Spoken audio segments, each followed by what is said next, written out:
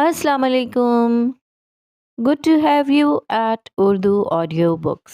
حاضر خدمت ہے مہر النساء شاہ میر کا ناول بخت، ایپیسوڈ 19. یہ دن اپنے ساتھ بے انتہا مسائل لایا تھا، لیکن ڈاکٹر عبدالحفیظ پیرزادہ کے لیے اس سے زیادہ منحوس دن کوئی نہیں تھا. ان کو اپنے گھر کے باہر پولیس موبائل میں بٹھایا جا رہا تھا. ان کا چہرہ سفید تھا، جیسے کسی گناہ گار مردے کا چہرہ ہو. آنکھوں میں خالی پن، ذلت، ناکامی، نہ جانے کیا کیا ایک ساتھ در آیا تھا. برہان ان کی قمیص سے لپٹا بے طرح رو رہا تھا. شمس نے ایک ہاتھ سے برہان کی انگلی تھام رکھی تھی. ان کے پاس رپورٹرز کا جم غفیر لگا تھا. دھڑا دھڑ تصاویر اتاری جا رہی تھیں. کچھ پولیس والوں نے بڑی مشکل سے ان کو ڈاکٹر عبدالحفیظ کے قریب آنے سے روک رکھا تھا. ڈاکٹر عبدالحفیظ کو پولیس موبائل میں بٹھایا گیا تھا جب شمس برہان کی انگلی چھوڑ کر موبائل میں بیٹھے عبدالحفیظ کے کان کے قریب جھکے. میں تمہیں یہاں سے نکال لوں گا، یقین کرو میرا.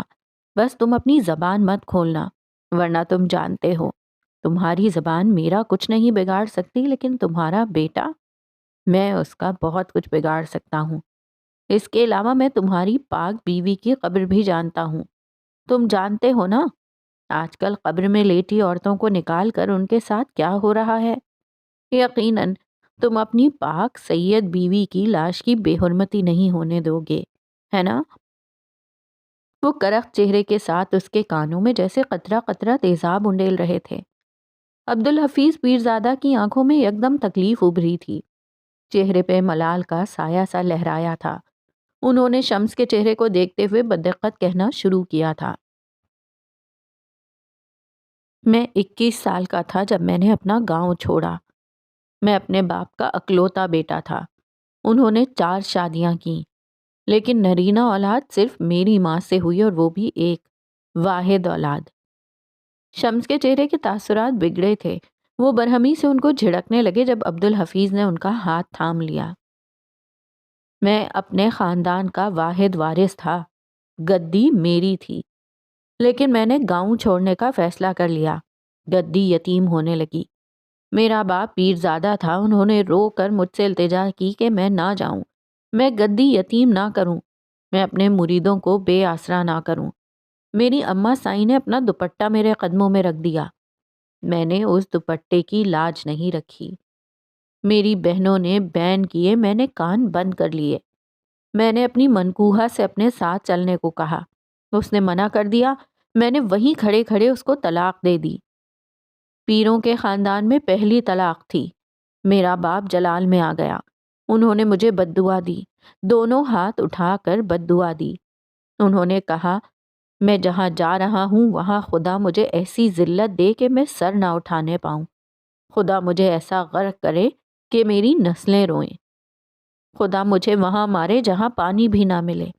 میں جس گدی کو چھوڑ رہا ہوں خدا مجھ سے اس کی ناقدری کا حساب لے. میں اپنے گاؤں کا پہلا مرد تھا جو شہر آتے ہوئے وہاں سے بددعائیں ساتھ لایا تھا.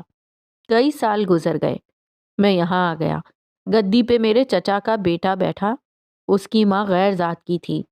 میرا باپ یہ غم برداشت نہ کر سکا کہ اس کی گدی پہ کوئی ملے ہوئے خون کا آدمی بیٹھے. وہ مر گیا. مرنے سے پہلے لوگوں نے اس سے کہا وہ اپنی بد دعا واپس لے لیں. شاید ان کا دل بھی پسیجا تھا، تبھی انہوں نے بد دعا واپس لے لی. لیکن انہوں نے کہا حفیظ سے کہنا کبھی بھی اللہ کے کسی بہت قریبی بندے کا دل نہ دکھائے. ساری دنیا کے فراڈ کر لے لیکن اپنی وجہ سے کسی مریض کو مرنے مت دے. اپنے کام کے ساتھ بے وفائی نہ کرے، بد دیانتی نہ کرے، کیونکہ اگر کر دی تو اگلے دن کا پانی بھی نصیب نہیں ہوگا اس کو. حفیظ سے کہنا قصائی نہ بنے. میں نے ان کی بات سنی ہی نہیں، کبھی غور ہی نہیں کیا. مجھے لگا جس پیرزادے کی بد دعا نہ لگی اس کی نصیحت کیا ماننی. میں نے دل کھول کر فراڈ کیے، لوگوں کے اعضا بیچے، ان کی جانیں لیں. میں قصائی بن گیا. مجھے کچھ نہیں ہوا، دیکھو بالکل سلامت رہا میں. لیکن جس دن میں نے میراج سلطان کو مرنے دیا، میرا باپ میرے خواب میں آیا. اس نے کہا میں نے تجھے بولا تھا قصائی نہ بنی، تو نے سنی نہیں، اب تو عذاب دیکھی. وہ خاموش ہوئے تھے. شمس سخت چہرے کے ساتھ ان کو دیکھ رہے تھے۔ ان کے چہرے پر واضح اکتاہٹ تھی، جیسے وہ اس کی بات ختم ہونے کا انتظار کر رہے ہو۔ تم کہہ رہے ہو تم مجھے نکال لو گے؟ وہ طنزیہ سا ہنسے تھے۔ میں ایک بوڑھے پیر زادے کی بددعائیں لے کر آیا ہوں۔ میں اپنی ماں کے دوپٹے پر پیر رکھ کر آیا ہوں۔ میں اپنی بہنوں کو ساری زندگی کا غم دے کر آیا ہوں۔ ایک پاک بیوی کو طلاق دے کر اس کی ذات سوالیہ نشان بنا کر آیا ہوں۔ میں گدی پر ایک غیر ذات کے آدمی کو بٹھا کر گدی کی بے حرمتی کر کے آیا ہوں۔ میں حویلیاں اجاڑ کر آیا ہوں شمس سلطان۔ مجھے یہاں سے اب کوئی نہیں نکال سکتا۔ خدا نے مجھے ایسی جگہ مارا ہے جہاں مجھے پانی نہیں ملا۔ میں ایسا غرق ہوا ہوں کہ اب واپسی کا کوئی راستہ نہیں۔ میں نے ایسی ذلت دیکھی ہے کہ اب کبھی سر نہیں اٹھا سکوں گا۔ مجھے لگا تھا بددعا اگر وقت لگائے تو وہ زائل ہو جاتی ہے۔ مجھے نہیں پتا تھا بددعا اگر وقت لے تو وہ زیادہ قوت سے مارتی ہے۔ اس نے مجھے مار دیا ہے۔ تم پریشان مت ہو، میں منہ نہیں کھولوں گا۔ مصیبت پڑنے پر دوستوں کو اس میں گھسیٹ لینا یہ پیروں کا شیوا نہیں ہے۔ بس میرے برہان کو میری حقیقت مت بتانا۔ وہ دل گرفتگی سے کہہ کر رخ موڑ گئے تھے۔ شمس پیچھے ہٹ گئے تھے۔ البتہ ان کے چہرے سے صاف ظاہر تھا کہ اس تقریر کا ان پہ کوئی اثر نہیں ہوا تھا۔ انہوں نے برہان کا ہاتھ ایک بار پھر تھام لیا تھا۔ برہان کو روتے دیکھ کر ڈاکٹر عبدالحفیظ بنا آواز کے بڑبڑائے تھے، I lost you۔ Police mobile آگے بڑھ گئی۔ روتا بلکتا بچہ پیچھے رہ گیا۔ انتقام کے چکروں میں ہمیشہ بچے ہی رل جاتے ہیں۔ میوزک کا بے ہنگم شور، نازیبا لباس پہنے رقص کرتے لڑکے لڑکیاں، کچھ نشے میں جھولتے اور کچھ اس طرح نشے میں جھومنے کو بے قرار نوجوان لڑکے لڑکیاں۔ یہ منظر تھا شہر کے بہت بڑے اور مہنگے کلب کا۔ تم اگر ذرا اپنی نظر گھماؤ تو سامنے ہی بار ٹینڈر کے سامنے اسٹول پر تمہیں یاقوت مرزا بیٹھا ہوا نظر آ جائے گا۔ ناک سے سفید پاؤڈر کو اپنے اندر اتارتا اور پھر گردن پیچھے پھینک کر جیسے اندر تک سکون اترتا محسوس کرتا، پھر سیدھا ہوتا ایک دو گھونٹ مہنگی وائن حلق میں انڈیلتا۔ اس کی آنکھیں گلابی ہو رہی تھیں، ناک سرخ، چہرے پر پھیلا رنگ۔ آج اس کے قریب کوئی لڑکی نہیں تھی۔ تھوڑی تھوڑی دیر بعد اگر کوئی لڑکی قریب آتی بھی تو وہ اس کو بری طرح جھڑک کر دور کرتا۔ آج اس کا غم بہت بڑا تھا۔ دفتن ایک ڈھیلی شرٹ اور پینٹ پہنے ہوئے لڑکا اس کے قریب دوسرے سٹول پر آ کر بیٹھا۔ اس نے غور سے یاقوت کو دیکھا، پھر اس کے ہاتھ سے وائن کا گلاس لے کر اپنے ہاتھ میں پکڑا اور دوسرے ہاتھ سے اس کا گلاس پکڑ کر اٹھ کھڑا ہوا۔ یاقوت نے کوئی مزاحمت نہیں کی۔ وہ اس کے پیچھے کھنچا چلا گیا۔ اس کے قدم لڑکھڑا رہے تھے۔ نسبتاً ایک سنسان گوشے میں آ کر قیس نے اس کا ہاتھ چھوڑا تھا۔ یہاں میوزک کا شور قدرے کم تھا۔ اب بتاؤ کس بات کا سوگ منا رہے ہو؟ وہ صبا اتنی بھی خوبصورت نہیں ہے جو تم اس کے درد میں خود کو ہی ختم کر دو۔ چلی گئی ہے نا، 10 اور لے آتے ہیں، مر کیوں رہا ہے؟ وہ اب بہت غصے سے اس کو جھڑک رہا تھا۔ قیس آفندی یاقوت کا بیسٹ فرینڈ تھا۔ دونوں ہر وقت ساتھ ہی نظر آتے تھے۔ نوح کے بعد وہ اپنی سب باتیں قیس سے کہہ سکتا تھا۔ اس وقت بھی کلب میں بیٹھے اس کے کچھ جاننے والوں نے قیس کو کال کر کے بلایا تھا۔ بات یہ نہیں ہے۔ یاقوت نے شکستگی سے سر جھکایا تھا اور پھر آہستہ آہستہ ساری بات اسے کہہ سنائی۔ کیا نوح اس لڑکی میں انوالوڈ ہے؟ ساری کہانی سننے کے بعد اس نے بس یہی تبصرہ کیا تھا۔ نہیں، ایسا کچھ نہیں ہے۔ اچھا، تو پھر کیا نوح کی کوئی گرل فرینڈ یا منگیتر ہے؟ وہ سوچتے ہوئے کہہ رہا تھا۔ کیا بکواس کر رہے ہو تم؟ وہ ان سب کاموں میں نہیں پڑتا۔ اور ان سب باتوں کا مقصد کیا ہے؟ وہ جھنجھلایا تھا۔ بدلہ، ہم اس سے بدلہ لیں گے۔ اس نے تمہیں ایک غیر لڑکی کی عزت بچانے کے لیے استعمال کیا ہے نا، اب تم اس کی کسی بہت عزیز اور محبوب لڑکی پر قبضہ کر لو۔ اس کے ساتھ وہی کرو جو تمہیں اس حالے کے ساتھ کرنا تھا اور وہ اسے بچا نہیں سکے گا۔ پھر دیکھو کیسے تڑپتا ہے۔ نو، اس کی ہمت کیسے ہوئی تمہیں استعمال کرنے کی؟ تم یاقوت مرزا ہو، کوئی عام آدمی نہیں ہو۔ یہاں بیٹھ کر رونے سے بہتر ہے اپنا بدلہ لو۔ نو کو بتاؤ کہ تم استعمال ہوئے بغیر بھی اپنا انتقام لے سکتے ہو۔ مرد بنو یاقوت، مرد۔ وہ اپنے حساب سے ایک سچا دوست ہونے کا ثبوت دے رہا تھا۔ اس کی کوئی گرل فرینڈ نہیں ہے۔ اس کی زندگی میں کوئی لڑکی نہیں ہے. وہ یاقوت بولتے بولتے رکا تھا. سماعتوں میں دور کہیں نور مرزا کی آواز سنائی دی تھی.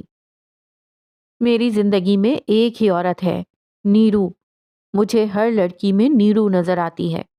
میری زندگی میں ایک ہی عورت ہے، مجھے ہر لڑکی. میری بہن سے دور رہو یاقوت. میری زندگی ایک عورت، ہر عورت میں نیرو، میری بہن. اس کے ذہن میں آوازیں گڈمڈ ہونے لگی تھیں. اس کی ایک بہن ہے. بس بالآخر وہ بول پڑا تھا. قیس کھل کر مسکرایا تھا.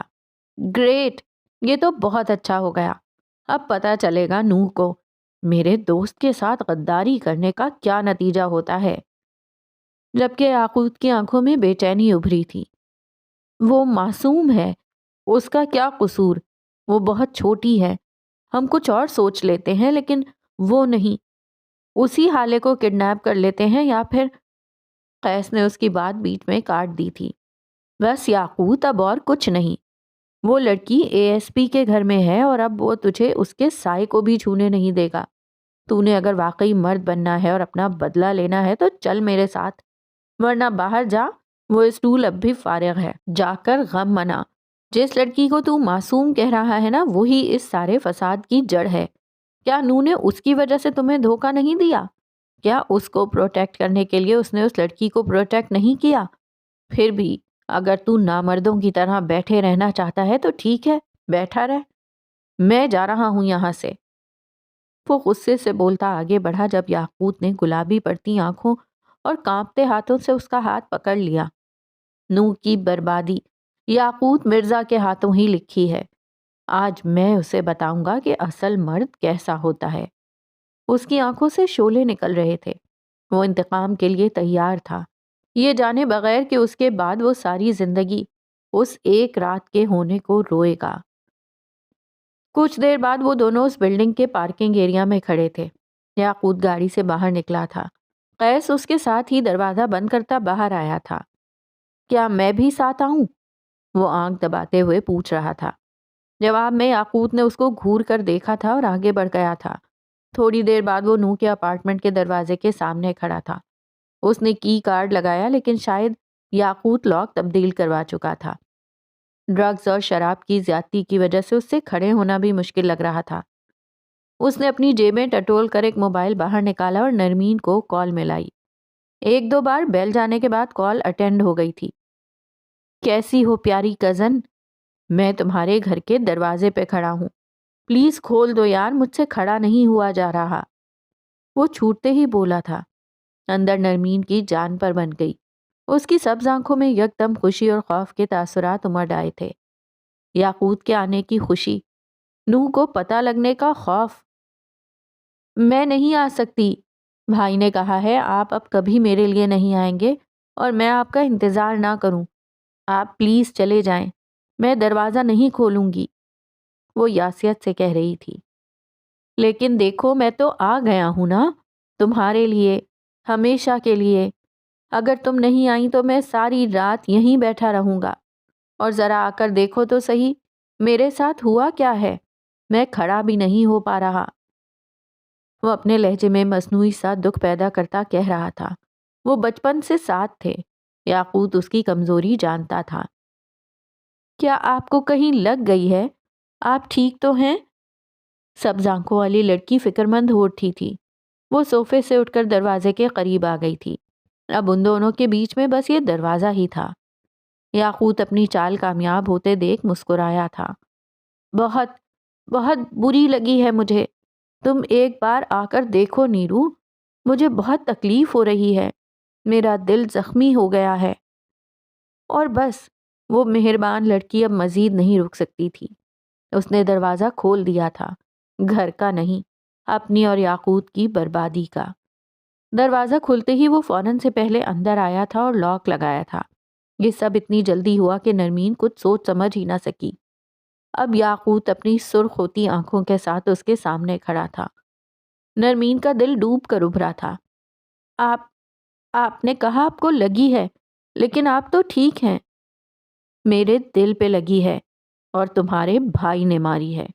اب بدلہ تو تمہیں چکانا ہوگا نا نرمین. بس تم نور سے ایک بات کہہ دینا, اس سے کہنا کہ تم میری بہن نہیں ہو.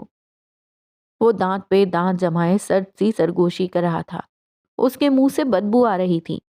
وہ کہیں سے بھی چند منٹ پہلے والا یاقوت نہیں لگ رہا تھا جس نے نرمین کو کال کی تھی. تمہارے بھائی کو مجھے استعمال کرنے کا بہت شوق ہے نا. آج میں اسے بتاؤں گا کہ یاقوت اپنے ساتھ برا کرنے والوں کے ساتھ کیا کرتا ہے. تم سوچ رہی ہوگی اس سب میں تمہارا کیا قصور. تو میں تمہیں بتا دوں کہ ہر فساد کی جڑ تم ہو. سارے مسائل تمہاری ذات سے جڑے ہیں. آج سب مسائل ختم ہو جائیں گے. وہ اس کے قریب آتے ہوئے کہہ رہا تھا. نرمین کے جسم سے جیسے کسی نے روح کھینچ لی ہو. اس نے پیچھے قدم موڑے تھے لیکن اب فرار کی ہر راہ ختم ہو گئی تھی. آج کے بعد سے اس کی ساری زندگی اندھیر ہونے والی تھی. زندگی تو یاقوت مرزا کی بھی تاریک ہونے والی تھی لیکن ابھی وہ اس بات سے واقف نہیں تھا. 3 گھنٹے بعد وہ اسی گاڑی میں بیٹھا تھا. ریلیکسڈ تھا, تھکا ہوا اور کچھ بے چین سا. شرٹ کے اوپری 2 بٹن کھلے ہوئے تھے. اس کے ساتھ والی سیٹ پہ قیس بیٹھا تھا. اس نے فون کان سے لگا رکھا تھا. جی آفیسر جی, میں اسی بلڈنگ سے بات کر رہا ہوں. یہاں اپارٹمنٹ نمبر 105. جی اس میں ایک لڑکی سے زیادتی ہوئی ہے. میں کچھ آوازیں سن کر یہاں آیا تھا. نہیں, وہ آدمی بھاگ گیا ہے لیکن لڑکی کی حالت تشویشناک ہے. جی بالکل سر, میں یہیں کھڑا ہوں, آپ آ جائیں. میں آپ کو لوکیشن بھیجتا ہوں. میرا فلیٹ نمبر 106 ہے. آپ پلیز جلدی آ جائیں سر. اس نے بات کر کے کال کاٹ دی تھی. آپ خوش ہیں نا؟ آپ تو دل خوش ہو گیا ہے نا؟ وہ چہک کر پوچھ رہا تھا جبکہ یاقوت نے بے دلی سے سر سیٹ کے پشت سے ٹکا دیا تھا. اسے اپنی کیفیت سمجھ میں نہیں آ رہی تھی. ہال لوگوں سے کھچا کھچ بھرا ہوا تھا. ایک میز پر ہر چینل کے مائک رکھے تھے. ان مائکس کے پیچھے شمس سلطان بیٹھے تھے. ان کے ساتھ والی کرسی پر ایک طرف بے چین اور مضطرب سا سفیر اور دوسری طرف مغموم سے شاہد حسین ہارون بھی ایک طرف کھڑا تھا. ایک مائک قریب کر کے بلیک ڈنر سوٹ میں ملبوس شمس سلطان نے بولنا شروع کیا تھا. آپ سب مجھے جانتے ہیں. میں شمس سلطان ہوں, اس شہر کے ایک کامیاب بزنس مین. آپ لوگ میرے مرحوم بھائی کو بھی جانتے ہوں گے. انسانیت کے مسیحا, نرم دل اور انصاف پسند معراج سلطان. وہ بول رہے تھے. مجمع دم سادھے ان کو سن رہا تھا. کچھ دن پہلے میرے بھائی کو ہارٹ اٹیک ہوا. ہم انہیں اسپتال لے گئے لیکن وہ جاں بر نہ ہو سکے. میرے بھائی اس دنیا سے چلے گئے. وہ لمحہ بھر کو رکے تھے. آنکھوں میں آئے نادیدہ آنسو صاف کیے. گہری سانس لی, خود کو کمپوزڈ کرنے کی اداکاری کی, پھر کہنا شروع کیا. ہمیں موت کی وجہ ہارٹ اٹیک بتائی گئی لیکن یہ حقیقت نہیں تھی. حقیقت یہ ویڈیو ہے. میں چاہوں گا آپ سب سے پہلے یہ ویڈیو دیکھ لیں. انہوں نے اشارہ کیا تھا. ان کی دائیں طرف لگی بڑی سی اسکرین پہ ویڈیو چلنے لگی. سب نے صبح سے لے کر اب تک کئی بار دیکھی ہوئی ویڈیو پھر دیکھنی شروع کر دی. کچھ لوگوں کی نظروں میں بیزاری ابھری. کچھ نے بڑے غور سے ایک بار پھر سارے الفاظ پر غور کرنا چاہا. کچھ کی نظروں میں غصہ تھا, کچھ دکھ میں تھے. تھوڑی دیر بعد ویڈیو ختم ہوئی. معراج سلطان نے دوبارہ بولنا شروع کیا. آپ سب نے دیکھ لیا کیسے ان ڈاکٹرز کی لاپرواہی اور لالچ نے ہمارے گھر کے بڑے, میرے عظیم بھائی کی جان لے لی. کیا کوئی بھی انسان یہ ڈیزرو کرتا ہے کہ جس اسپتال میں وہ اپنی جان بچانے گیا ہے اس انسان کو آپ نہتہ کر دو, اس کے دشمنوں کو اس کے کمرے میں جانے دو؟ کیا کوئی یہ ڈیزرو کرتا ہے کہ اس کا گلا گھونٹ کر اس کو مار دیا جائے؟ سفیر کے گلے میں گلٹی سی ابھری تھی. یہاں اگر کوئی غریب مرا ہوتا تو اب تک کئی تنظیمیں انصاف کے لیے موم بتی جلائے نکل چکی ہوتی, لیکن ہمارے لیے کوئی نہیں آیا. کیوں؟ کیونکہ ہم امیر ہیں. ان کو لگتا ہے قانون ہمارے ہاتھ میں ہے, لیکن خدا گواہ ہے ہم بھی اتنے ہی مجبور ہیں جتنا کوئی غریب آدمی. کیا امیر ہونا ہمارا قصور ہے؟ کیا قانون امیروں کے ہاتھ میں ہے؟ ہال میں لگی سفید لائٹوں اور فلیش کی روشنی میں ان کا چہرہ دمک رہا تھا, جبکہ سفیر کی گردن میں پھندا ہر گزرتے لمحے تنگ ہوتا جا رہا تھا. قانون اگر میرے ہاتھ میں ہوتا تو آج میں اس اسپتال کو آگ لگا دیتا. میں اس ڈاکٹر کو اپنے ہاتھوں سے مارتا. لیکن میں ایسا نہیں کروں گا کیونکہ میں خدا نہیں ہوں. میں ایک عام آدمی ہوں. جان لینا اور دینا یہ بس اللہ کے اختیار میں ہے، اور میں اپنا فیصلہ اسی کے ہاتھ میں دیتا ہوں۔ میں اپنے عظیم بھائی کی موت کا غم نہیں بھلا سکتا، میں انہیں واپس نہیں لا سکتا، لیکن میں چاہتا ہوں کہ انہیں انصاف ملے، ہمیں انصاف ملے، میرے بھائی کے معصوم بچوں کو انصاف ملے۔ میں قانون کی بالادستی کو مانتا ہوں، اور میں اسی معزز قانون سے انصاف کی اپیل کرتا ہوں۔ میں آپ کے کیمرے کی آنکھ سے اپنا مدعا ایک ایک آدمی تک پہنچانے کی اپیل کرتا ہوں، آپ کی زبانوں سے سچ اور حق کی بات کہنے کی اپیل کرتا ہوں۔ اگر آج میرے بھائی کو انصاف نہیں ملا تو یہ صرف میرے بھائی کے ساتھ ناانصافی نہیں ہوگی، یہ انسانیت کی موت ہوگی۔ اس قوم نے ایک عظیم آدمی کو کھویا ہے، ایک انسانیت کے رہنما کو کھویا ہے۔ وہ تو دشمنوں کو بھی گلے لگانے والوں میں سے تھا۔ آج جب میں گھر جاؤں گا تو میں اپنے بھائی کی بیوی کو کیا جواب دوں گا؟ میں اپنے بھتیجے اور اپنی بھتیجی سے کیا کہوں گا؟ ان کا غم بہت بڑا ہے، میں اسے ختم نہیں کر سکتا، لیکن انصاف ان کے زخموں پر مرہم بن سکتا ہے۔ میں قانون سے درخواست کرتا ہوں کہ میرے بھائی کے قاتلوں کو ان کے انجام تک پہنچایا جائے۔ ہمیں انصاف چاہیے تاکہ جب میں اپنے بھائی کی قبر پر جاؤں تو میرے کندھے جھکے ہوئے نہ ہوں۔ میں اپنے بھائی کے لیے ہر حد تک جاؤں گا۔ مجھے آپ سب کا ساتھ چاہیے، آپ کی امید چاہیے، آپ کی مدد چاہیے۔ آپ سب اور اس ملک کا طاقتور قانون مجھے اور میرے بھائی کے خاندان کو نا امید نہیں ہونے دیں گے۔ وہ بول کر خاموش ہوئے تھے۔ اب سامنے بیٹھے نمائندے ان سے کچھ سوال کر رہے تھے۔ ان نمائندوں اور فلیش کی چمکتی روشنیوں کو یہاں چھوڑ کر ہم عمر حیات کے سرمئی سفید کمرے میں چلتے ہیں، جہاں حالے سلطان ایک دھاڑ سے دروازہ کھولتی اندر آئی تھی۔ بیڈ پر بیٹھے عمر نے اس کی طرف نہیں دیکھا تھا۔ وہ اب بھی شمس کی پریس کانفرنس دیکھ رہا تھا، آنکھیں چھوٹی کیے، گردن جھکائے ہوئے۔ اگر اس وقت آپ کا موڈ مجھے کسی قسم کے کوئی القابات سے نوازنے کا ہے تو پلیز، میں مصروف ہوں اور اداس بھی۔ میرے کاروبار میں 3 لاکھ کا نقصان ہو گیا ہے۔ وہ حالے کے تنے ہوئے تاثرات اور شعلے برساتی آنکھوں کو دیکھے بغیر بول رہا تھا۔ حالے کے تو سر پر لگی تلووں پر بجھی، وہ بپھر کر اس کے سامنے آ کر کھڑی ہوئی تھی۔ عمر نے اب بھی سر نہیں اٹھایا۔ حالے نے جھپٹ کر موبائل اس کے ہاتھ سے لے لیا تھا۔ عمر اس اچانک افتاد پر بوکھلایا تھا، اس کی آنکھوں میں خوف سا پھیلا تھا۔ نہیں نہیں نہیں نہیں، توڑنا مت، توڑنا مت، توڑنا مت۔ وہ بوکھلا سا گیا تھا، اور اگلے ہی لمحے حالے نے اس کا موبائل دیوار پر دے مارا تھا۔ اسپیکر سے ابھرتی شمس کی مکروہ آواز اب بند ہو گئی تھی۔ عمر نے بے یقینی سے دیوار پر لگتے پھر پرزا پرزا ہوتے اپنے موبائل کو دیکھا۔ 3 لاکھ کا تھا۔ او میرے خدا، 6 لاکھ کا نقصان ہو گیا۔ وہ اٹھ کھڑا ہوا تھا، آنکھوں میں دبا دبا غصہ تھا۔ مل گئی خوشی، توڑ دیا۔ جانتی بھی ہیں اس میں کتنا ڈیٹا تھا میرا، ایک تو پہلے ہی میرا اتنا بڑا نقصان ہو گیا تھا۔ وہ جل کے کہہ رہا تھا، میں نے تم سے کیا کہا تھا؟ میں نے تم سے کہا تھا نا ابھی کوئی ایسا قدم مت اٹھانا، کہا تھا یا نہیں؟ وہ بلند آواز میں غرائی تھی۔ لیکن نہیں، تم پہ تو جنون سوار تھا۔ حسن کو بتاؤں گا، اس کو مرد بناؤں گا۔ بنا لیا مرد؟ تم نے میرے خاندان کو مجھ سے مزید دور کر دیا عمر۔ میں نے تم سے کہا تھا، میں نے کہا تھا میرے معاملات میں مت آؤ، لیکن تمہیں تو اس وقت تک سکون نہیں آتا جب تک میری زندگی میں مسائل نہ کھڑے کر دو۔ وہ سرخ آنکھوں سے اس کو دیکھتے ہوئے بول رہی تھی۔ عمر بس سنجیدگی سے اس کو سنے گیا۔ یہ لو میرا موبائل اور دیکھو اس میں صبح سے لے کر اب تک کتنے لوگ مجھے میسیجز کر چکے ہیں، کتنے رشتہ داروں کی کالز آئی ہیں، کتنے نیوز چینلز مجھے انٹرویو کے لیے پوچھ رہے ہیں، مارننگ شو پہ اپنے دکھڑے سنانے کی آفرز آ رہی ہیں، میری ماں مجھے کالز کر رہی ہے، میرا بھائی مجھ سے لڑ کر گیا ہے، اور یہ سب کیوں ہو رہا ہے میں بتاؤں؟ تمہاری وجہ سے، تمہاری جلد بازی کی وجہ سے۔ تم کیوں میری زندگی کو عذاب بنا رہے ہو؟ آخر میں نے تمہارا بگاڑا کیا ہے؟ کیوں میرے پیچھے پڑ گئے ہو تم؟ وہ جیسے پھٹ پڑی تھی۔ عمر نے اس کے ہاتھ سے موبائل لیا تھا نرمی سے، اور پھر اپنے بیڈ کی سائڈ ٹیبل کی طرف گیا تھا۔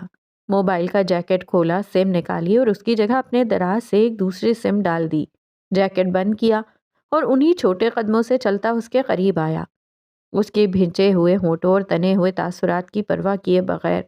اس کا ایک ہاتھ اوپر کیا موبائل اس کی ہتھیلی پہ رکھا اور اپنے ہاتھ سے اس کی مٹھی بند کر دی۔ اس کی سرخ آنکھوں میں دیکھا اور کہنا شروع کیا، بس اتنا، بس اتنا کرنا تھا آپ کو۔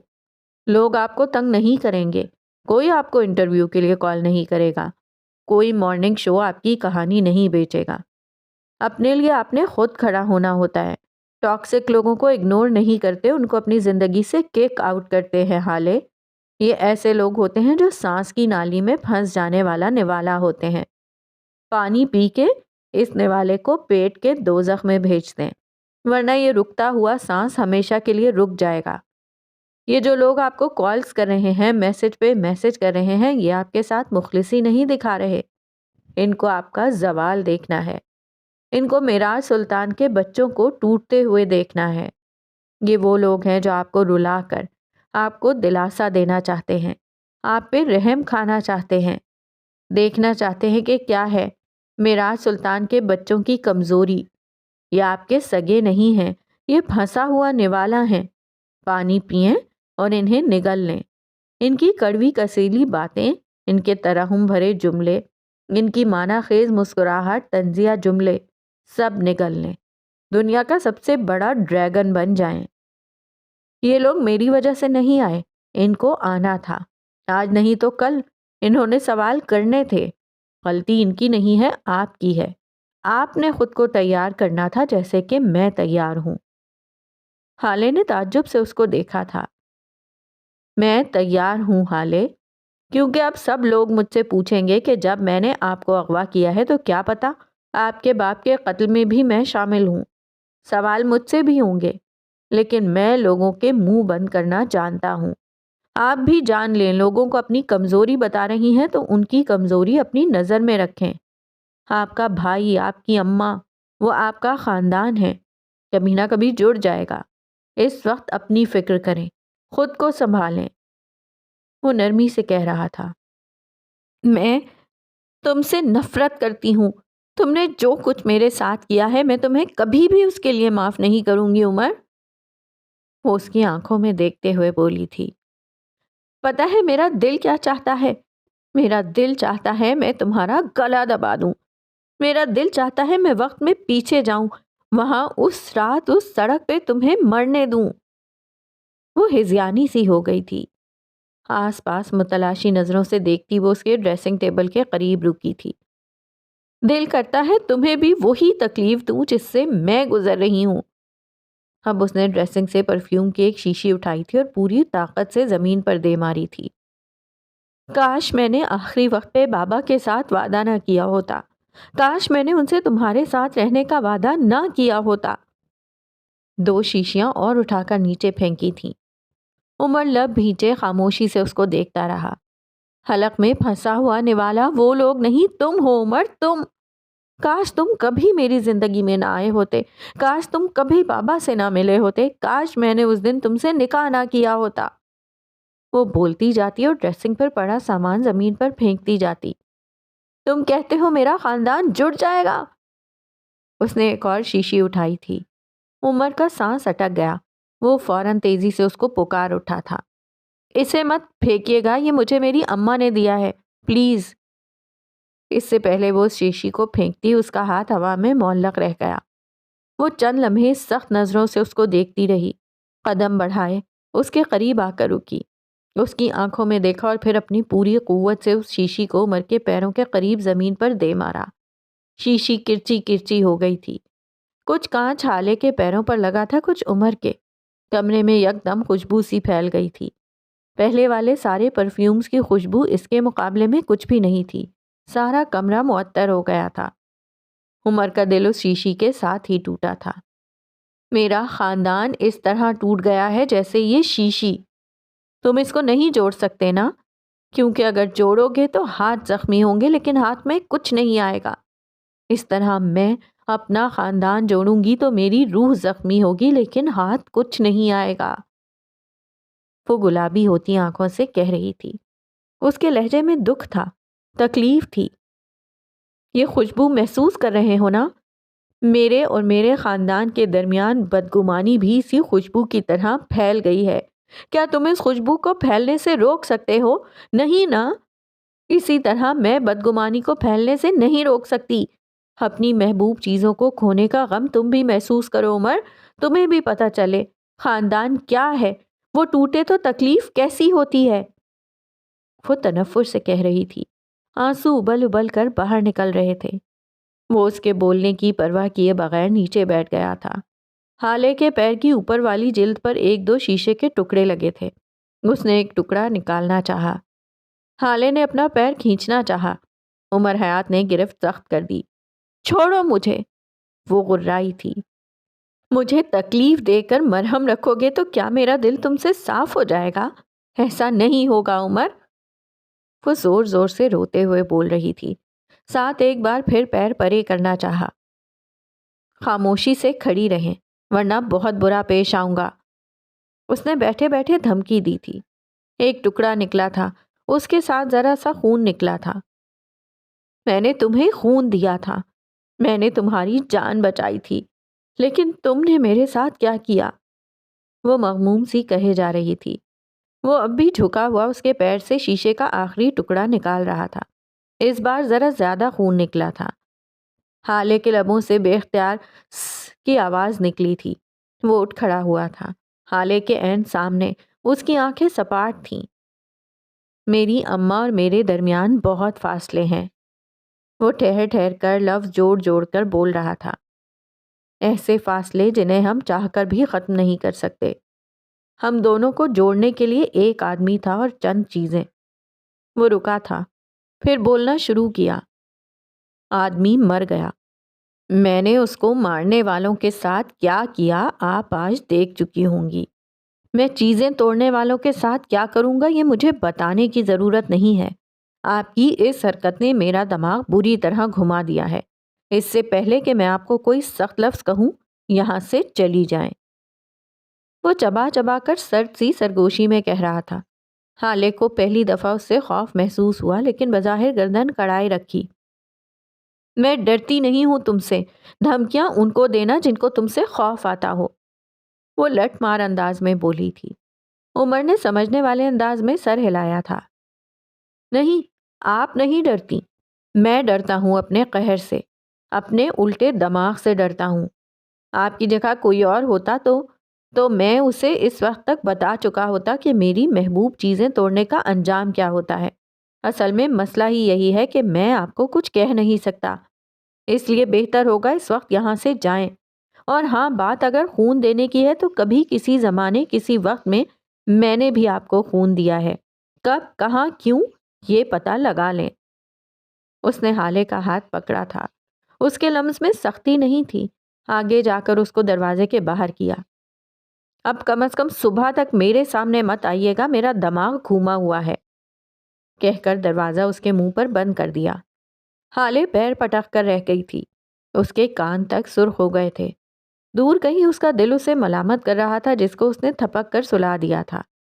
اندر عمر اسی کانچ لگے پیر کے ساتھ نیچے بیٹھا شیشے کے ٹکڑے اٹھانے لگا۔ اس کے بعد موبائل کے پرزے جوڑنے تھے۔ اگر اس لڑکی کا چہرہ میری ماں سے نہ ملتا ہوتا تو دیکھ لیتا میں اسے، وہ بڑبڑا کر اپنے کام میں مصروف ہو گیا تھا۔ اسٹڈی ٹیبل پر بیٹھا نو بری طرح کام میں غرق نظر آ رہا تھا۔ وہ بمشکل اپنی آنکھیں کھولے ہوئے تھا۔ آج اس کو ایکسٹرا کام کرنا تھا۔ یہ فہیم کی طرف سے سزا تھی۔ وہ کام کر رہا تھا جب اس کا موبائل تھر تھرایا۔ اس نے بے دلی سے موبائل اٹھایا۔ انجان نمبر تھا۔ اس نے ہیلو کہتے موبائل کان سے لگایا۔ دوسری طرف سے کسی مرد کی آواز آئی تھی۔ اس نے شاید کچھ پوچھا تھا۔ جی، میں نو مرزا بات کر رہا ہوں۔ میں انسپیکٹر انس جاوید بات کر رہا ہوں۔ آج آپ کے اپارٹمنٹ کے ساتھ والے اپارٹمنٹ سے ہمیں ایک شکایت موصول ہوئی تھی۔ نوح کا سانس رک گیا تھا۔ نرمین؟ وہ بغیر آواز کے بڑبڑایا تھا۔ انسپیکٹر اب بھی بول رہا تھا۔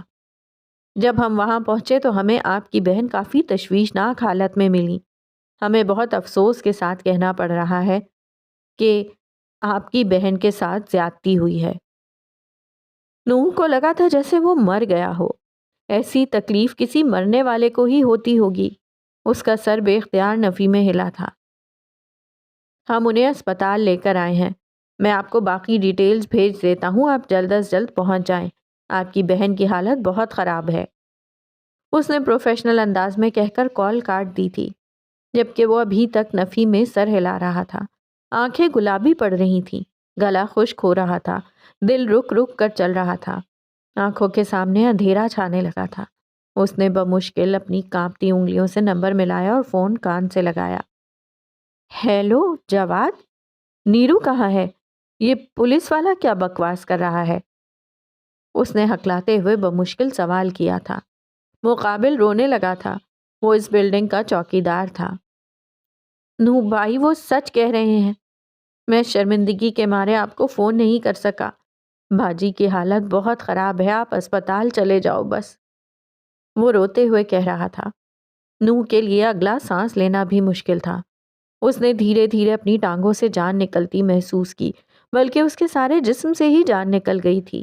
ایسی اذیت اور ذلت اس نے آج تک محسوس نہیں کی تھی۔ اس کا دل کیا تھا زمین پھٹے اور وہ اس میں سما جائے۔ اس کی آنکھ سے ایک آنسو نکلا تھا اور اس کے ہلکے داڑھی والے چہرے پر پھیل گیا۔ اس کے بعد تو جیسے آنسوؤں کا ایک سیلاب امڑ آیا تھا۔ اس کی آنکھیں اب بھی بے یقینی سے پھیلی تھیں، دل جیسے پھٹ رہا ہو، آنکھوں سے خون رسنے کو تیار ہو۔ وہ زمین پر بیٹھ گیا تھا۔ اس نے دونوں ہاتھ زمین پر مار کر دہاڑے مار مار کر رونا شروع کر دیا تھا۔ الفاظ کی باز گشت اب بھی اس کے کانوں میں ہو رہی تھی۔ آنسو ایسے نکل رہے تھے جیسے آج کے بعد ان کو نکلنے کا موقع ہی نہیں ملے گا۔ آپ کی بہن کے ساتھ زیادتی ہوئی ہے۔ آپ کی بہن۔ اس کا دل چاہا تھا وہ اپنے کانوں پر ہتھوڑے مار کر خود کو سننے سے محروم کر لے۔ اس کا دل چاہ رہا تھا کہ وہ خود کو شوٹ کر لے۔ یہ کیسے ہو سکتا تھا؟ یہ نہیں ہو سکتا تھا۔ اسے لگا تھا وہ آج کے بعد کبھی اٹھ نہیں سکے گا۔ اس کا دل مر گیا تھا، اس کا جسم مر گیا تھا۔ نوح مرزا کی زندگی میں سب سے بڑا غم اسے آج ملا تھا۔ اس نے اٹھنے کی کوشش کی لیکن ٹانگوں میں سکت نہیں تھی۔ اسے آج پتہ لگا تھا مرنا کیسا ہوتا ہے۔ ذلت سے بڑی کوئی موت نہیں، آج اس نے اعتراف کیا تھا۔ صبح کی پو پھوٹی تو سارے میں اجالا سا پھیل گیا۔ مرد اپنے کاموں کو جانے لگے، عورتیں گھر کے کاموں میں جٹ گئیں، بچے اسکولز کو جانے لگے۔ عمر فجر کے بعد سو کر اٹھا۔ سب سے پہلے معراج سلطان کی قبر پر گیا، اس کے بعد گھر واپس آیا، ناشتہ کیا، حالے کے لیے ناشتہ بنایا۔ وہ ابھی کافی پی رہا تھا جب اسے ہارون کی کال موصول ہوئی۔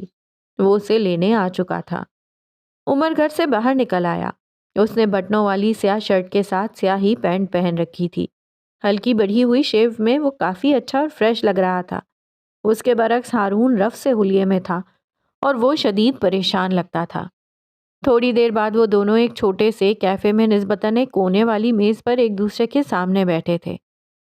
ہارون کی آنکھوں میں ناپسندیدگی تھی جبکہ عمر ریلیکسڈ تھا۔ اسے کوئی مسئلہ نہیں تھا۔ ہاں تو ہارون، کل تم اسپتال میں مجھے ملے، تم نے کہا کہ تمہیں مجھ سے ضروری بات کرنی ہے۔ ہم دونوں 10 منٹ سے یہاں بیٹھے ہیں، کرو بات۔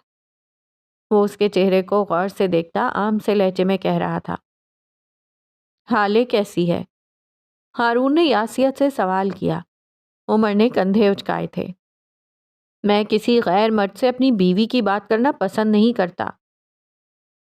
اس کا لہجہ دو ٹوک تھا۔ میں اس کا کزن ہوں، دوست ہوں، کوئی باہر کا آدمی نہیں ہوں۔ وہ حیران ہوا تھا، پھر ذرا دھیما ہوا۔ تم مجھ پر اعتبار نہیں کرتے نا؟ عمر نے جیسے ناک سے مکھی اڑائی تھی۔ میں اپنے باپ پر بھی اعتبار نہیں کرتا۔ یہ اعتبار بھروسہ تو تم رہنے ہی دو، مجھ سے کام کی بات کرو۔ تم مجھ سے ملنا کیوں چاہتے تھے؟ میں جانتا ہوں تم کچھ ڈھونڈ رہے ہو۔ کیا؟ میں نہیں جانتا، لیکن وہ تمہیں سلطان منزل سے ہی چاہیے۔ تم نے فروا آنٹی اور سفیر کے ڈرائیور سے بھی کئی سوال کیے ہیں لیکن تمہیں کوئی خاطر خواہ جواب نہیں ملا۔ میں مدد کر سکتا ہوں اگر چاہو تو۔ وہ نارمل لہجے میں اسے آفر کر رہا تھا۔ عمر اپنی آنکھیں چھوٹی کیے اسے دیکھے گیا۔ مجھے جو چاہیے ہوگا وہ میں خود لے لوں گا۔ عمر کو کسی کی ضرورت نہیں ہے، تمہاری تو بالکل نہیں۔ تم نے میری بیوی کے ساتھ جو کچھ کیا میں بھولا نہیں ہوں۔ مجھے لگتا ہے ہماری ملاقات ختم ہو چکی ہے، چلتا ہوں میں۔ عمر اٹھ کھڑا ہوا تھا۔ کیا تم نے حالے کو واقعی اغوا کیا تھا؟ ہارون نے تیزی سے سوال کیا تھا۔ عمر رک گیا۔ اگر میں کہوں نہیں تو کیا تم یقین کر لو گے؟ اس کا انداز چیلنجنگ تھا۔ ہاں میں کر لوں گا۔ عمر نے سر جھٹکا تھا جیسے اس کی بات کو مذاق میں اڑا دیا ہو۔ میں اس دن اسپتال واپس آیا تھا عمر، ہارون اس کی طرف دیکھ کر بولا تھا۔ عمر کی آنکھوں میں تعجب ابھرا تھا۔ ہارون کہے گیا، اس دن جب ہالے اور میں تم سے مل کر واپس گئے تھے میں تھوڑی دیر بعد پھر سے اسپتال آیا تھا۔ میں وہاں آیا تھا عمر، تم وہاں نہیں تھے، تم جا چکے تھے۔ میں نے تمہارا بل نہیں دیا تھا، تمہارے پاس تمہارا والیٹ نہیں تھا، تم نے بل کیسے دیا؟ تم نے ڈاکٹر کو دھمکایا تھا، میں یہ بات اسی دن جان گیا تھا۔ میں نے حالے سے کچھ نہیں کہا لیکن میں یہ جان گیا تھا کہ تم کوئی عام آدمی نہیں ہو۔ عمر دھیرے سے کرسی پر بیٹھ گیا۔ ہارون بول رہا تھا، میں نے اس دن مال میں بھی دیکھا تھا تمہیں، تب نہیں جب تم حالے سے بات کر رہے تھے، تب جب تم نے اس آدمی کو اریسٹ کروایا۔ وہ ایک سیریل کلر تھا، ہے نا؟ اس نے عمر کی جانب دیکھتے ہوئے پوچھا تھا۔ عمر نے کوئی جواب نہیں دیا۔ مرد اس عورت کا دل کبھی خود سے خراب نہیں ہونے دیتا جس سے وہ محبت کرتا ہو۔ ان سب باتوں کا مقصد صرف یہ ہے کہ تم نے اگر حالے کو اغوا کیا ہوتا تو کم از کم ساری رات اسے اپنی گاڑی میں نہ رکھتے۔ تم کچے کام نہیں کر سکتے، تم کوئی اور ہی آدمی ہو۔ پرفیکشن تمہارے کام کا حصہ ہے۔ میں پہلے دن سے جانتا ہوں حالے کو اغوا تم نے نہیں کیا۔ میرا دل گواہی دیتا ہے تم نے یہ نہیں کیا۔ سو اب تم مجھے بتاؤ تمہیں کیا چاہیے، میں مدد کروں گا کیونکہ میں کر سکتا ہوں۔ اس کا لہجہ سادہ تھا۔ آج کے زمانے میں دل کی گواہی کون سنتا ہے؟ عمر نے جیسے طنز کیا۔ ہارون مسکرایا تھا۔ اس کے سانولے چہرے پر ہلکی دھوپ پڑ رہی تھی، گرے آنکھیں چمک رہی تھیں۔ میں آرٹسٹ آدمی ہوں۔ ہم لوگ دل کی گواہیاں مانتے ہیں۔ جو فتویٰ دل نے دے دیا وہ ہمارے لیے آخری ہوتا ہے۔ دماغ کا استعمال بہت کم ہوتا ہے ہمارے یہاں۔ عمر کی آنکھیں مشتبہ انداز میں سکڑی تھیں۔ اور تم میری مدد کیوں کرو گے؟ بدلے میں تمہیں کیا چاہیے؟ میں تمہارے لیے کچھ نہیں کر رہا، میں حالے کے لیے کر رہا ہوں۔ میں اس کو اداس نہیں دیکھ سکتا۔ میں ہمیشہ اس سے کہتا تھا اگر ساری دنیا بھی اس کو چھوڑ دے تو ہارون شاہد اس کے ساتھ ہوگا۔ کچھ دن پہلے جب اس نے مجھے خود سے الگ کیا تو مجھے لگا اب ہارون شاہد کبھی اس کے ساتھ نہیں ہو سکتا، لیکن میں غلط تھا۔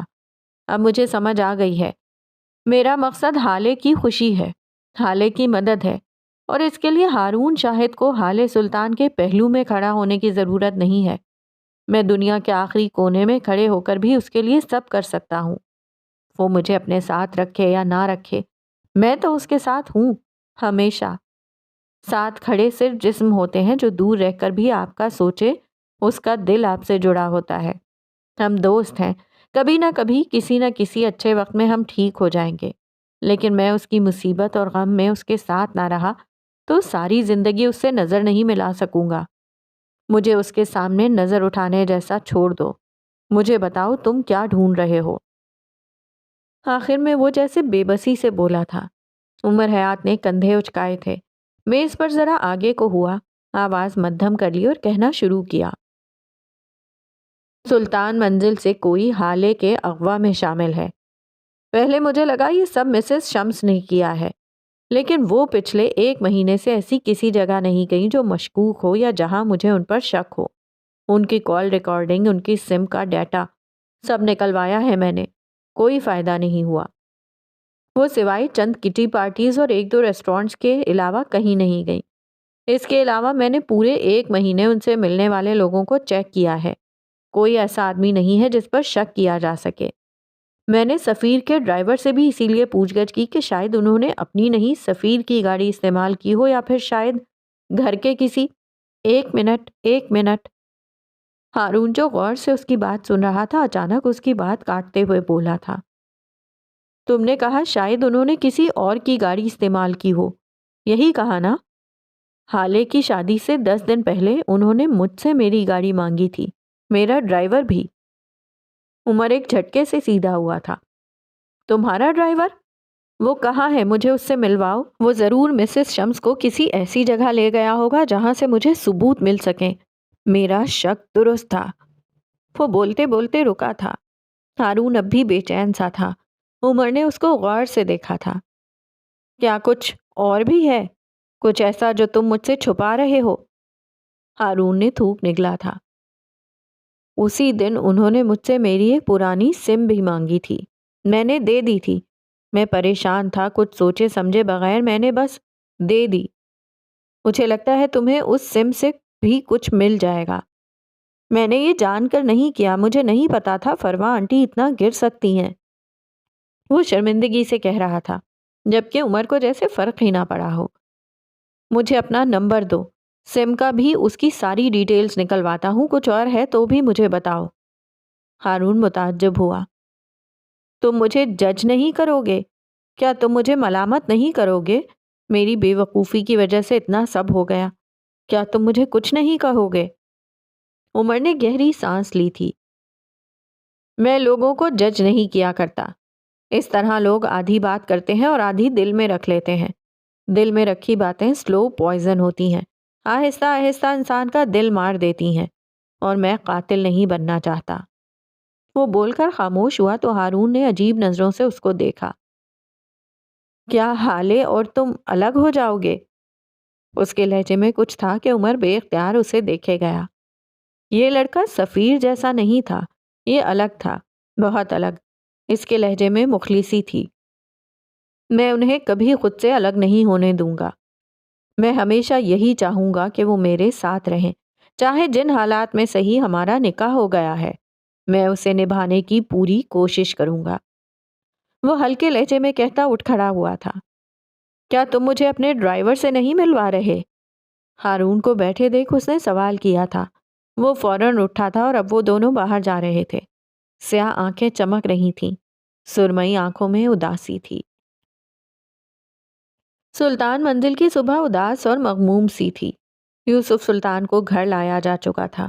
مہر ساری رات ان کے ساتھ رہی تھی اور وہ ساری رات حالے کو پکارتے رہے تھے۔ شمس رات دیر سے گھر آئے تھے۔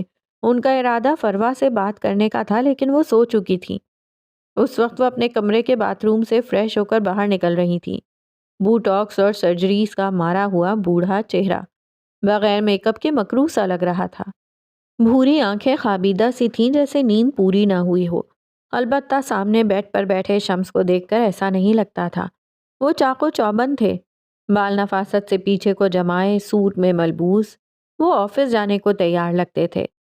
فروا ان کو نظر انداز کرتی ڈریسنگ ٹیبل کی جانب بڑھنے لگیں جب شمس نے بیٹھے بیٹھے ان کا ہاتھ پکڑ لیا تھا، ساتھ خود کھڑے ہوئے تھے۔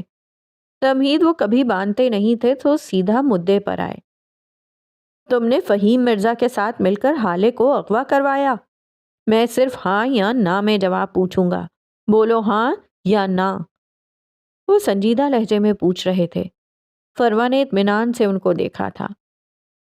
میں نے کہا تھا نا، اب کسی اور کا حسن اور کسی اور کی جوانی استعمال کروں گی۔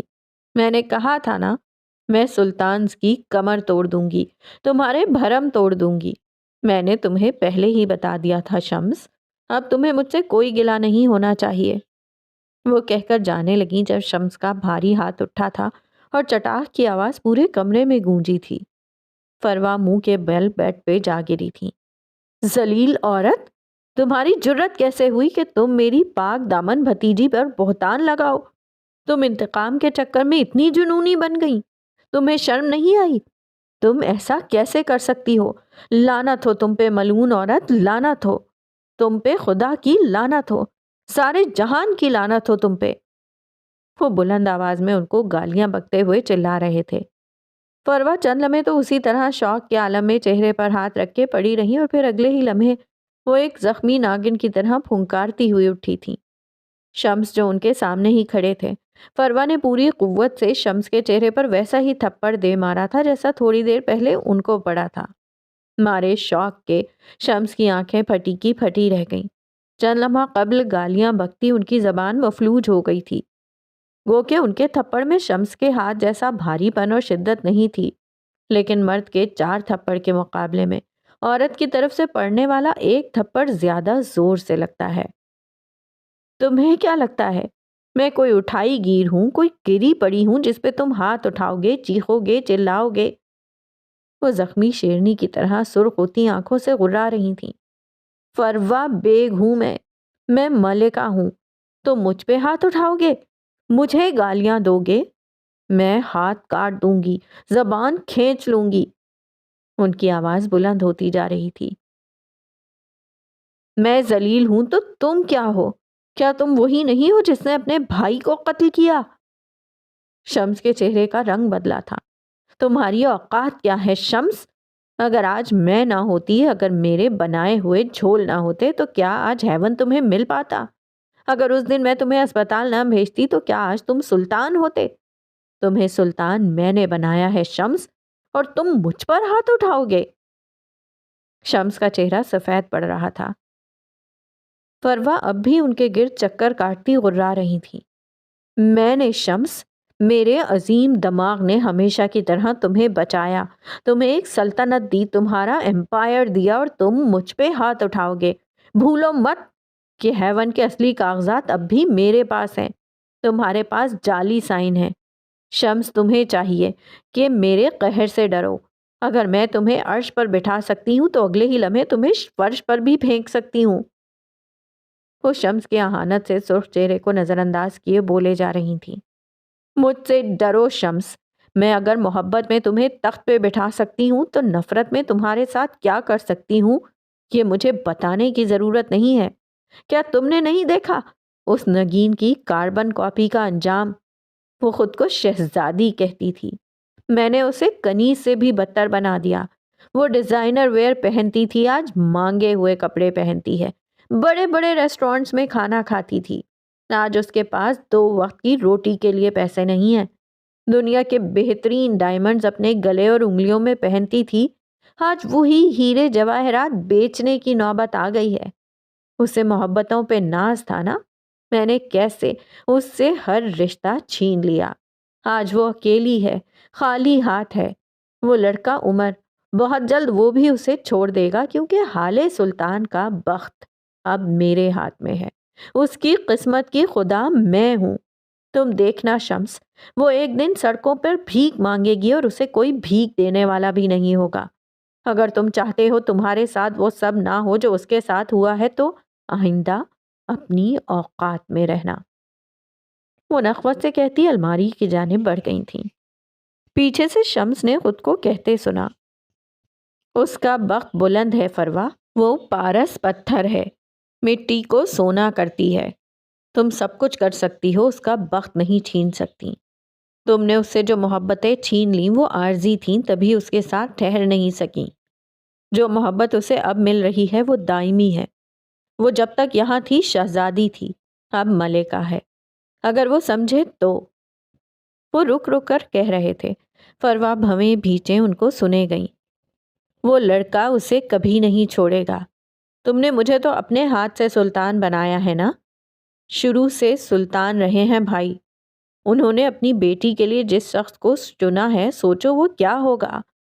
وہ شخص اسے تب یہاں سے لے گیا، اس نے تب اس کی حفاظت کی جب ان دونوں کا کوئی تعلق بھی نہیں تھا، اور اب وہ اس کی بیوی ہے۔ تم سوچ سکتی ہو اب وہ اس کے لیے کیا کرے گا؟ تم کہتی ہو تم نے اس سے آسائشات چھین لی ہیں۔ نہیں فروا، وہ آدمی حالے کے قدموں میں اپنی ساری دنیا ڈھیر کرنے کو تیار ہے۔ وہ ایک شاندار مرد ہے۔ آج مجھے تم پہ رحم آ رہا ہے۔ تم نے جو کچھ کیا اسے اللہ نے تم پہ الٹ دیا۔ سوچو فروا، سوچو۔ اس رات حالے کسی اور کی گاڑی میں بھی جا سکتی تھی، وہ عمر کی گاڑی میں ہی کیوں گئی؟ اسے وہاں اس کا بخت لے گیا، سکندری بخت۔ وہ اگر یہاں سے گئی ہے تو اس محل سے زیادہ بڑے اور اونچے محل میں رہ رہی ہے۔ تم نے اسے سفیر اور ہارون چھین لیے۔ اللہ نے اسے ایک ایسا شخص دیا ہے جو ان دونوں پر بھاری ہے۔ کبھی جو تم اس کی ذہین آنکھیں دیکھو تو تمہیں پتہ لگے وہ کیسے آنکھوں سے بات کرتا ہے، وہ کیسے اپنے لفظوں سے دل جیت لیتا ہے۔ وہ اپنے لفظوں اور ذہانت سے کھڑے کھڑے تم سے کیا کچھ کروا لے اور تمہیں پتہ بھی نہ لگے۔ تم کہتی ہو وہ شہزادی نہیں رہی، صحیح کہتی ہو، وہ ملکہ ہے، حکومت کرنے کے لیے پیدا ہوئی ہے۔ وہ یہاں بھی حکومت کرتی تھی، وہاں بھی کرے گی۔ جیسے تم اپنا بدلہ کہہ رہی ہو، وہ اس کے لیے تخت کی آزمائش تھی۔ تم اس سے کچھ نہیں چھین سکتی۔ تم ناکام ہو گئی ہو، آج مان لو یہ بات۔ وہ سادگی سے کہہ کر خاموش ہوئے تھے۔ فروا نے سینے پر دونوں بازو باندھے تندہی سے ان کو دیکھا تھا۔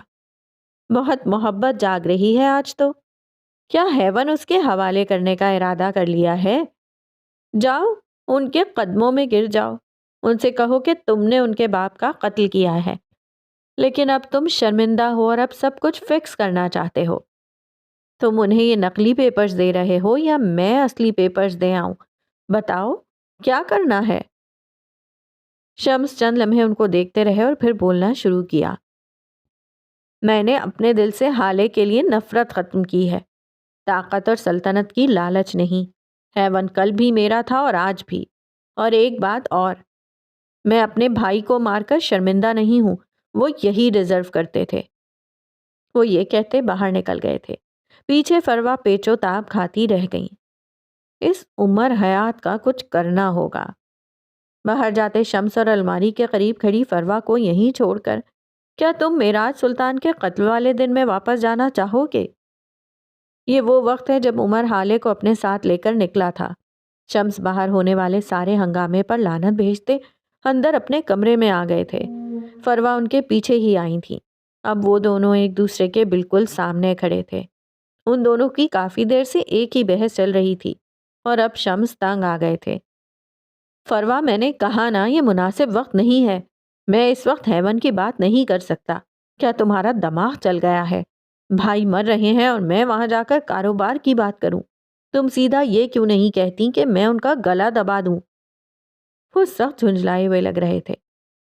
وہ نہیں مر رہے، آدھے مرے ہوئے ہیں، یہی وقت ہے وہ۔ شمس یہی وقت، اگر آج نہیں تو پھر کبھی نہیں۔ تمہیں کیا لگتا ہے تم ان کی زندگی میں ان سے ہیون لے سکتے ہو؟ یہ تمہاری خام خیالی ہے۔ اگر تمہیں اپنے لیے کچھ کرنا ہے تو آج کرنا ہے، چاہے اس کے لیے معراج سلطان کو مرنا ہی کیوں نہ پڑے۔ میرے پاس سارے کاغذات ہیں، کل رات میں نے سارے کاغذات ہینڈ اوور کر لیے تھے۔ تم سوچو شمس، جب آدھا مرا ہوا مرد کاغذات دے سکتا ہے تو کیا وہ سائن نہیں کر سکتا؟ وہ انہیں اکسا رہی تھی اور دور کہیں کامیاب بھی ہو رہی تھی۔ شمس نے رک کر ان کو دیکھا تھا۔ کیا بکواس کر رہی ہو؟ ہیون کے پیپرز تمہارے پاس ہیں؟ فروا مسکرائی تھی پورے دل سے۔ ہاں وہ میرے پاس ہیں۔ تمہارے بھائی رات وہ کاغذات حالے کے نکاح کے وقت اس کو دینے والے تھے، لیکن میں نے کسی طرح وہ اٹھا لیے۔ And guess what? ہیون حالے کے نام پر ہے لیکن پاور آف اٹارنی عمر حیات کے نام ہے، اور یہ بات عمر نہیں جانتا شاید۔ معراج سلطان اسے سرپرائز دینا چاہتے تھے۔ تمہیں یہ سب کیسے پتا؟ شمس نے ان کو بیچ میں ٹوکا تھا۔ میں نے فرحات غفار کو خرید لیا ہے شمس، وہ میرے لیے کام کرتا ہے۔ چند روز قبل اس آدمی عمر حیات نے معراج سلطان سے کہا تھا کہ وہ ہیون اس کے نام کر دیں۔ معراج سلطان نے گو سے کوئی تسلی بخش جواب نہیں دیا تھا، لیکن انہوں نے یہ کام کر دیا تھا۔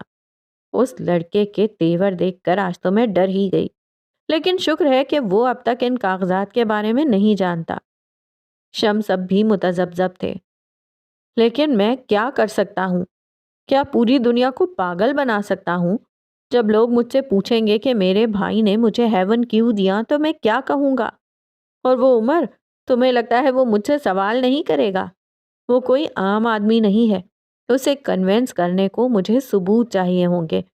میں فی الحال یہ سب نہیں کر سکتا فروا، تم اپنی سازش خود تک رکھو۔ فروا گھوم کر ان کے سامنے آئی تھی۔ تم ان سے کہہ دینا کہ تم نے ہیون خریدا ہے، اپنی کمپنی کے 25% کے بدلے خریدا ہے۔ شمس نے اچنبھے سے ان کو دیکھا تھا۔ کیا بکواس کر رہی ہو؟ میں کچھ سمجھا نہیں۔ دیکھو شمس، جب معراج بھائی نے تم سے شیئرز خریدنے کی بات کی تھی تب کیا ہوا تھا؟ یاد کرو، تم نے کوئی پیپر ورک نہیں کیا تھا۔ شمس کی آنکھیں چمک اٹھی تھیں۔ وہ فروا کے مزید بولنے کو بےتاب ہو اٹھے تھے۔ ان کے پاس کوئی ثبوت نہیں ہے کہ انہوں نے تم سے وہ 25% شیئرز خریدے ہیں۔ تم ان کے اکاؤنٹ میں پیسے ٹرانسفر کروا دیتے تھے، وہ کمپنی میں کام کرتے تھے، لیکن ڈیل نہیں ہوئی، پیپر ورک نہیں ہوا۔ شمس، تمہارے پاس گولڈن چانس ہے، اسے مت گنواؤ۔ جاؤ اپنی ایمپائر بناؤ، اپنے لیے کچھ کرو۔ وہ کچھ راضی ہو گئے تھے۔ لیکن میں نے ہیون کے کاغذات نہیں بنوائے، میں نے اپنی کمپنی کے 25% کے پیپرز بھی نہیں بنوائے، میں اتنے کم وقت میں اتنا سب کچھ کیسے کر سکتا ہوں؟ فروا نے ان کے دونوں ہاتھ تھام لیے۔ نہ جانے کتنا عرصے بعد، جو پیپرز فرحاد نے عمر اور حالے کے لیے بنوائے تھے، میں نے ویسے ہی پیپرز تمہارے لیے بنوا لیے ہیں۔